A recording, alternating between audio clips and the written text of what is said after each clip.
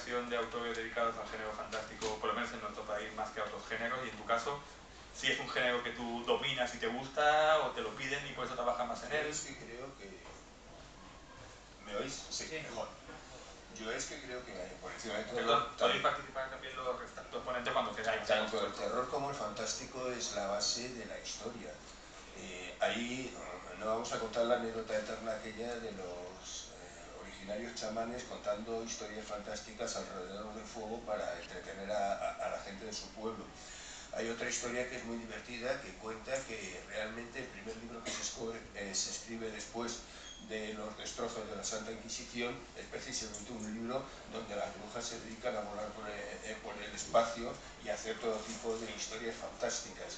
Es decir, yo creo que es que la fantasía es algo que está en nosotros y por encima de todo el no aceptarlo como tal es una historia que no tiene sentido. Todo tiene fantasía, hasta extremos mucho más de lo que creemos. No tenemos nada más que ver. Es que series son las que tienen una mayor aceptación. Generalmente todas tienen un valor fantástico. Si mira los programas que hoy en día arrasan en televisión, descontando algunos del corazón que nos dicen que tienen mucho éxito y que yo siempre tengo mis dudas, luego tienes programas, pues pueden ser como los de Iker Jiménez, que arrasan completamente entre la gente. O sea, yo creo que es que la fantasía es algo que necesitamos. Y entonces el dedicarte a ello es algo lógico dentro de tu vida, ¿no? O sea, yo recuerdo que el primer libro de alguna manera que me marcó fueron los cuentos de Allan Poe y desde entonces, pues claro, así me he quedado. O sea, hay que ser sincero, ya no tengo solución. Entonces, toda mi carrera ha sido dentro de lo que cabe, pues bueno, he tenido trabajos de tipo económicos que evidentemente necesitaba, porque bueno, tengo esa mala costumbre de comer 3 veces al día y de vez en cuando lo necesito y luego pues cuando conseguí hacer cosas que me gustaban siempre han sido dentro de la línea fantástica. Y te puedo decir eso desde trabajos originariamente en otras épocas. Claro, es que mi problema es que por circunstancias he estado bastante desconectado del mundillo y entonces mis trabajos son bastante antiguos, ¿no? Y el estar aquí al lado de estos monstruos, pues es que tengo la sensación de eso, de ser un elemento histórico total. Lo mío ya es que ni se conoce, ¿no? Pero ya está haciendo trabajos hasta para AD 2000 en su época y es una de las etapas más bonitas que he tenido en mi vida, ¿no? O sea, haciendo series como podían ser Flesh o como podían ser historias semejantes. O sea, que creo que en un momento determinado es que es eso. O sea, el decir, bueno, ¿y por qué te dedicas a la fantasía? Es que la fantasía está en la propia vida, ¿no? O sea, si tú te sales de ahí, lo que creo es que el problema es que el resto pierde de alguna manera su nivel. Y clara muestra es que tienes eso, que por encima de todo ahora, lo que se dice, porque todos los grandes éxitos a nivel de Hollywood están basados en historias de fantasía. Bueno, es que, seamos sinceros, hubo ahí un loco llamado George Lucas que nos devolvió, pero la fantasía más básica, directamente con historias de esas de buenos y malos y princesas y con historias que eran recordarnos el mito del héroe por encima de todo, darle una vuelta a la historia y volvernos a vender.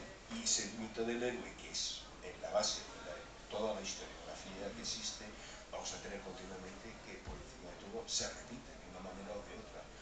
Los superhéroes viven una época muy concreta en los años 80, básica. ¿Por qué? Porque se convierten en personas, son héroes, con etapas buenas y etapas malas. No vamos a hablar de Frank Miller con su Daredevil, no vamos a hablar de personajes de este tipo que realmente lo que hicieron fueron humanos y que es la base de los superhéroes de hoy en día, que seguimos en la misma línea. O sea, yo creo que es que sin duda alguna es eso. La fantasía está en nuestra vida y el terror está por encima de todo en nuestra propia vida, lo que comentaba antes, Norma, que es que el terror es la base de nuestra vida, eso, el sentimiento de el estar vivo te crea terror hacia esas cosas que no entiendes.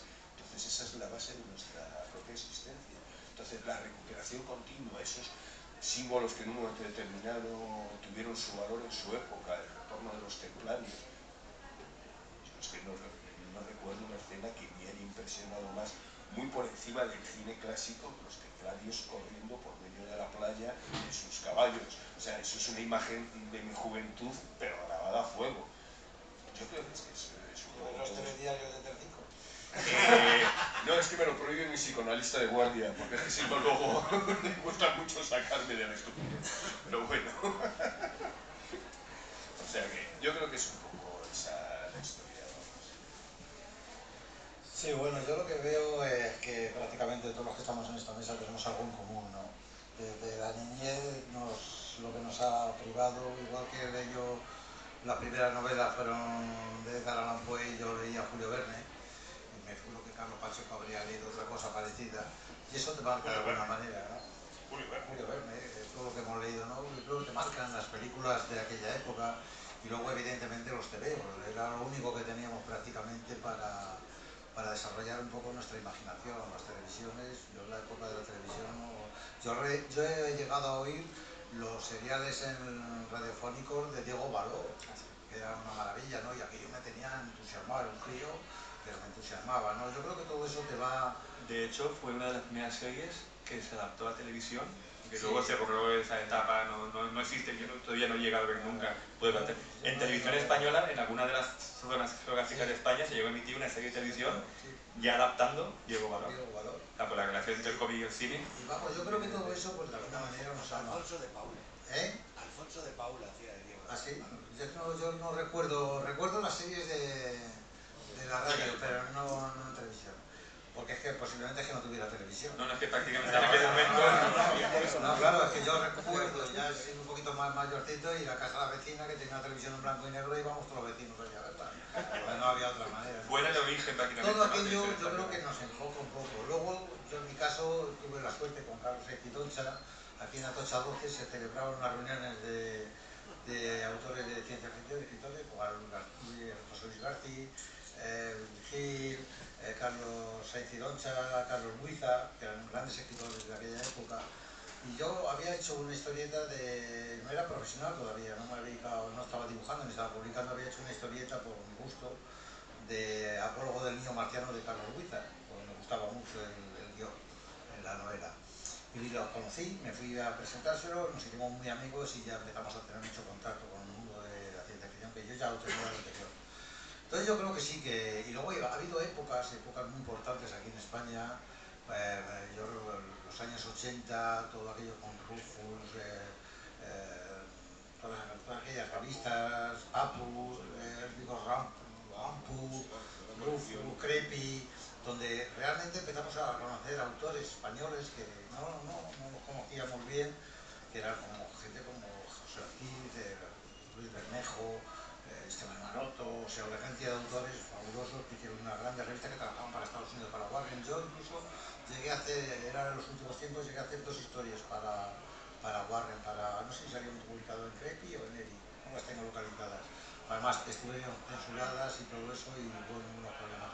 Entonces yo creo que todo este mundillo es algo importante, me ha hecho imaginación, nacemos con ella, la fantasía es algo innata en el ser humano, como el dibujo, yo creo que todos dibujamos, y luego unos vayan desarrollando un poco más aquello, el dibujo que otros, y otros van desarrollando esa fantasía más que otros, ¿no? Yo me alegro de haber desarrollado ese mundillo, a mí no me hubiera gustado ser un político, por ejemplo, un banquero, me parecería algo